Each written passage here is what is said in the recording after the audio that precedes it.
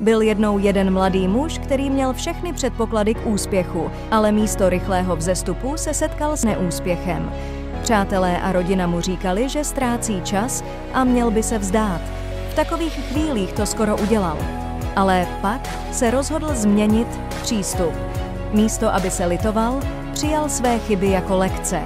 Každý pád ho posílil, každý neúspěch ho přiměl hledat jiné cesty. Nakonec to nebylo jeho štěstí nebo talent, co ho dovedlo k cíli, ale vytrvalost a schopnost učit se z každé prohry. Tento příběh není o tom, že každý den bude snadný. Je o tom, že pokud se nevzdáš, tvá cesta tě naučí něco mnohem hodnotnějšího, než jen vítězství. Sílu věřit v sebe sama, i když nikdo jiný nevěří. Co myslíš? Je lepší vzdát se při prvním neúspěchu, nebo jít dál a učit se? Přidej se k těm, kdo nevzdávají své sny.